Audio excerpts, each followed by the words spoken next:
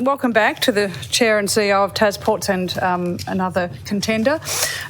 This is Government Administration Committee A, and we're scrutinising Tasports in a broad sense. We do acknowledge that you appeared before the Public Accounts Committee earlier today and answered a lot of questions related to the Devonport port. So we're intending to direct our questions more away from that port to other areas of your operation and to follow up matters that were raised in government business scrutiny in November or December, whenever it was last year. Okay, so that's the purpose of this. So if I can get you to introduce yourselves and take the statutory declaration. And Chair, did you want to make an opening statement at all? Not for this meeting, Not for this Chair. one. Okay, sure. No. Michael DeVos is our extra representative. He's a very senior executive working for Anthony in maintenance, capital infrastructure and Devonport. Yeah. I will just introduce, you probably haven't met some of the new members of this committee. Dean Harris has been here previously, member for Huon, Beck Thomas, one of our newer members, member for Elwick, and Kerry Vincent, one of our newer members, member for Prosser. Thanks. I'll go to Grassy. So it seems that the bollard failure on Grassy may have, what appears to have been potentially a result of inadequate maintenance. That's what the thoughts are with those who have observed this. Can you explain to the committee what this failure of the bollard was due to? Michael, would you like to? Yep. I'd say that's wrong. Yeah, it's not from a lack of maintenance. The investigation's still ongoing, but the root cause at this point of time is overloading of the bollard. So the bollard is rated to 30 tonne, and we believe it's been on at least one, if not many occasions, loaded to more than 30 tonne, likely as a result of the arrival and departure of the John Digan and the environmental conditions and the way they'd conducted that operation. I might ask, if I may, ask Michael some questions just to help. Yeah. How old are the bollards, Mike? 5 or 6 years old. Well, they, in light of the size of the vessel that goes in there, the John Digan and also there's other vessels, but I understand that's probably the most likely to be the heaviest. Yep. Yeah. And that's been then going in there for more than 5 years. John Digan is probably around 5 to 6 years. But so, you raise a really good point in that when we replaced those bollards, I think it was around the same time as the commencement of the John Digan, and my recollection is that we replaced the bollards like for like, but brought them up to a newer standard. The Sea Road Mersey had prior to the John Digan had been calling there for. Chad, do you know how long the Sea Road was? Probably circa 10 years? More. Back to the, I'd guess, Chair, 93, 94. And significantly larger, heavier. I think, consistent with my media release, the sequencing of lines has an impact on the forces within the mooring lines. And I think over time, the vessel masters, all vessel masters that have been calling at the Port of Grassy, it's not, it occurred with John Digan, but all vessel masters have been using larger lines. I think, and I understand why, because of the wind and the surge, and I'd imagine that they were concerned and they perhaps saw over time a breaking of the lines. And so in order to mitigate that, they've increased the diameter of the lines. But when and if they leave one line on at the end, all of the forces from the vessel exaggerated by the wind and the surge go on that one line, and that's what happened that caused the failure of this one bollard. And we suspect that didn't happen in the days of the Mersey. The masters took a different view on lines and how they let them go. In any event, you run John Digan. You're responsible for John Digan. You know how much it weighs, okay? And the bollards there were not really rated to take the John Digan's potential weight fully loaded, I assume. That is, and we know that's a dynamic port. But I'll listen to you. Well, that's what you basically said, that it was on the basis of all the weight going on one bollard.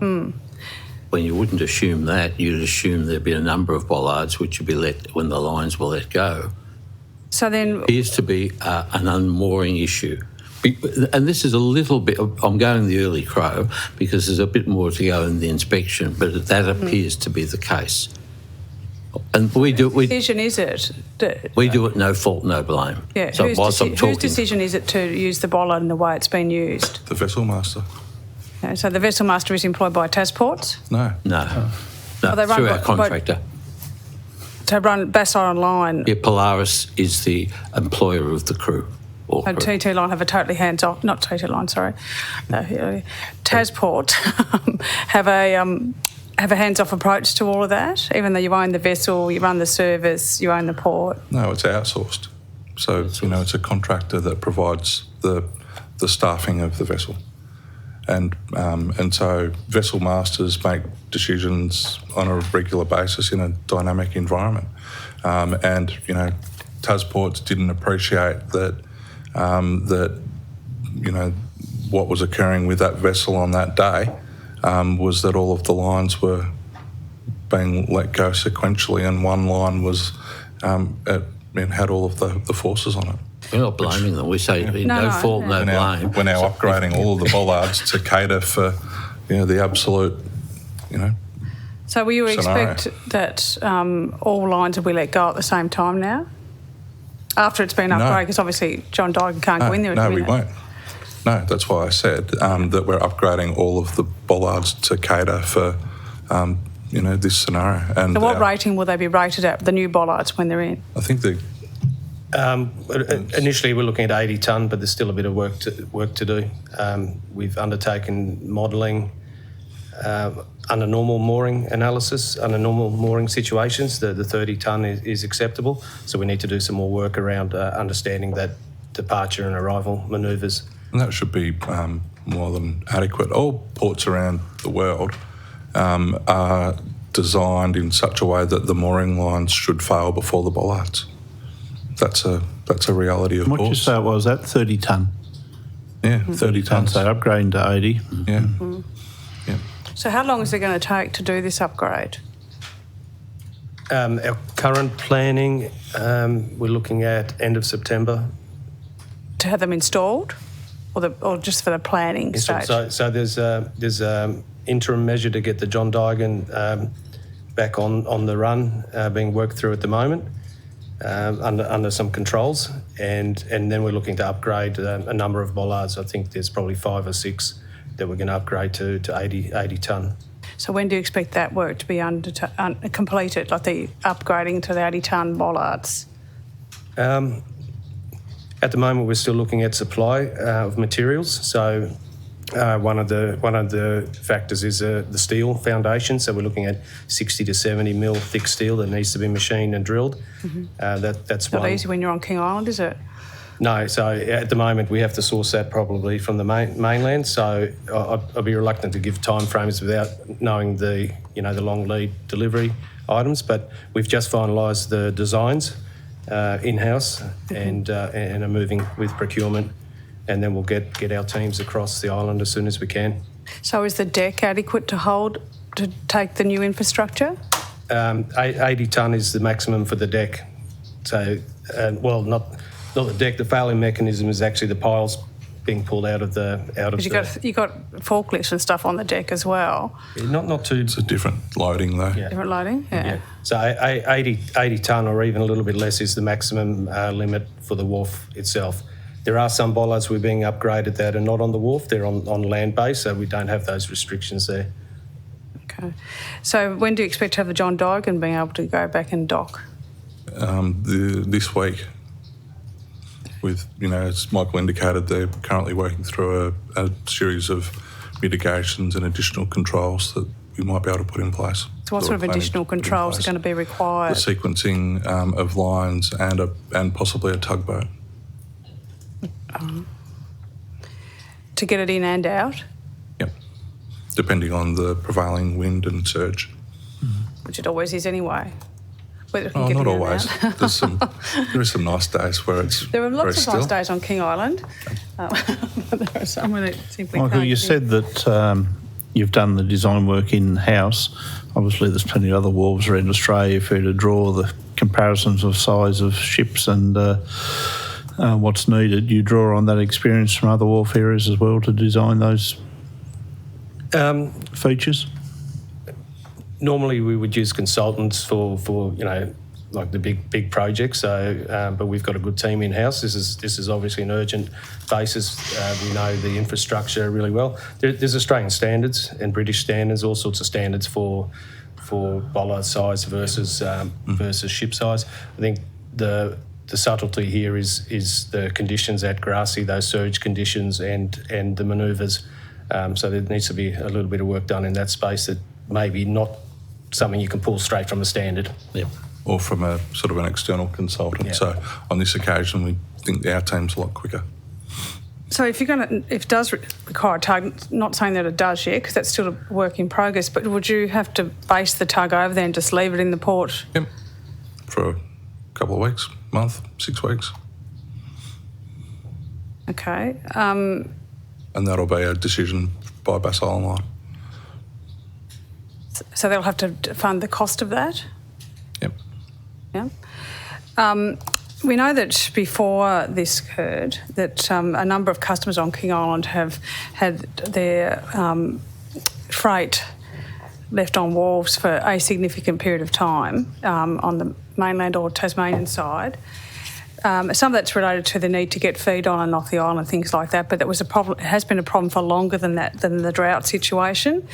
A number of King Islanders feel very aggrieved because they've waited and they're doing building projects or whatever, and their projects are significant delay and they can't sequence their projects because of that, and they can't rely on delivery even though they're told something's coming and then it's bumped for something else. Okay, so how do you assure people that if they're going to have to pay the full freight cost, that they're going to get a full, a priority service, I guess, if you're paying full freight cost, when this is not happening for so many King Islanders? I'm not aware of the non-delivery. If any customers, so I'm more than happy to receive specific details of customers. I'll put a few people onto you then. Yeah, absolutely. Some of them had.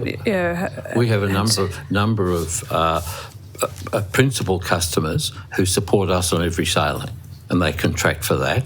We have others who book us when they've got demand, and we try very hard. That's why we're there every week. Yes, weather impacts a few days either side. We're there every week. If we're not full, we sail. If there's space available and no cargo, we sail. Well, I'll put you in touch with some King Island residents who are not experiencing anything like that. Happy to talk to them. We've got a permanent, full-time general manager of Bass Island. She'd be delighted to meet them. Delighted. So in terms of the particularly delays... if they have plans, if they're building something and they've got a forward schedule of what they're planning to do, if we know about it, that's very helpful. Well, they've definitely done that. They've allowed several weeks contingency, noting that sometimes the vessel can't get in because of the weather. Anyone on the island will factor that in. What we see is that the freight will be sitting on the wharf and not loaded, not delivered, because something else is put on instead. Really? Anyway, I'll put them on to you because... And if they're using a forwarder, they should tell us that, or they're doing it direct. And what wharf are they talking about? I'll pass them on to you. Because it could be sitting in a forwarder's warehouse. Not as I understand it, but I'm not, I'm only relaying what I'm hearing from the people of King Island. Yeah, very concerned to hear about it. We can't guarantee we'll carry every stick of cargo every week. That's unrealistic. But we can. They allow for that in their forward planning. Okay. And for a long period over the last 6 months, we were running 2 sailings a week. So I don't understand it either, I'm just saying. Yeah. And then for a long period before that, we weren't full. Yeah. So that's what I hear as well. Happy to look at the specifics so that we can understand and help if so required. It's very hard, but don't mention their names on. Yeah. No, I won't. I hope they're not on our extremely bad payer list. These people wouldn't be. Well, at least a few of them that I know. You never know. There's a few. Well, they might be getting cranky and not wanting to pay because their goods aren't being delivered. Anyway. The vast majority of our customers are excellent in paying their bills. There are a couple who, So cash in advance is a term you might hear. With the concerns, and we acknowledge the surge issues, we acknowledge the challenges for the John Dyken to get in. We know, and this is maybe, you might want to defer me to the Minister for this one again, which is not here, and that'll be a separate process, but I have asked him on a number of occasions whether there's any willingness to work with Group 6 metals where they're overburdened to look at producing another all-weather port. At huge cost to Tasmania? Mr. Donald? No, I'm not suggesting that Tasmania pays for it all. I'm suggesting that you work with them to actually mitigate some of the cost. So we've been very open about the fact we're happy to work with G6 in order to use some of the overburden material on the existing breakwater structure because, an additional metre, as an example, over the top of that structure would be beneficial. From time to time, we do see waves crashing over the top, not every week, but from time to time. There's been a number of studies undertaken. I think the most recent one was by GHD a number of years ago, which looked at what would be required to create another harbour. We're talking about tens and tens of millions of dollars, probably closer to $100 million. That was to the north 50. of the current port, as opposed to the south. Yeah, I would imagine... That GHD report was. Yes, that's correct. I'd imagine that you wouldn't be looking... There wouldn't be a lot of money saved in moving it to the south. The investigation and the designs and the design and the modelling and environmental assessments required to do something like that would be very significant and would take a number of years to complete. And then there would be an ongoing asset management responsibility for someone. And when we look at the berth utilisation at the Port of Grassy, I could be wrong, but I think it stands at around 11%.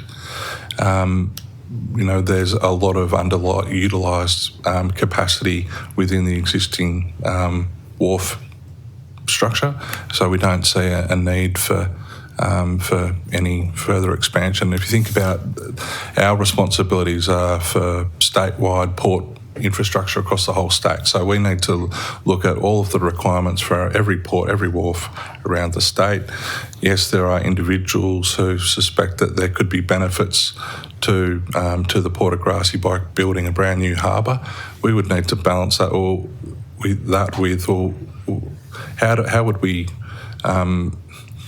how would we demonstrate or how would we substantiate that against investments that could be provided in other port locations? Is there anything that could be done to Grassy Harbour to make it an all-weather port then? There's no such thing. There is no such thing as an all-weather port. At all? No. And it's an all-weather port indicates that it's that what are you doing? You're building an indoor port so that there's no exposure to wind, sea state conditions, tides. And that's not what I mean. The reality. I think we understand what I'm talking about. We're talking about a port that vessels can get into, that are designed to fit into that port. Obviously, a massive ship won't fit into Grassy no matter what the weather is. But the weather will not prevent it from entering, except on the perhaps very rare cyclonic conditions. It's every port in Australia. Weather? They've all got different conditions. Yeah.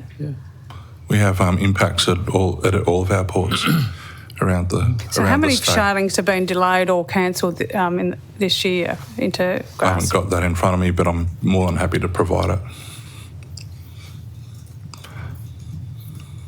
Does anyone else want to go to King Island or not at the moment, or you want to move on? And it's really around delays to the weekly service. It's not cancellations. Yeah. But delays can be for a day or two or three. Or three, yeah. Yeah. Yeah, and you do have perishables on board. We'd like more perishables. Yeah. But some of our... A key target commodity, our success is modest. Well, 18 months, 2 years ago, we leased refrigerated container and a frozen container because we wanted to demonstrate to the King Island community that we could do some things that can help cost of living on the island, and we understood that that there was approximately 10 tonnes of freight being moved onto King Island by air every week, and so we thought, that there was an opportunity not for all of the perishables, but some of the perishables could be moved by shipping containers, and we didn't have a customer. Trying to reduce the cost for working families. Yeah, well, I think the problem was, well, we know what the problem was. People didn't have enough faith in the service that it would apply. A weekly service. You only have to read other previous committee hearings to understand that the genuine concerns of the people over there. I won't entertain them being their views not being considered. Any other comments on this? No. We'll move to Hobart Port. It's interesting to compare that to other islands in Australia, but I won't do that.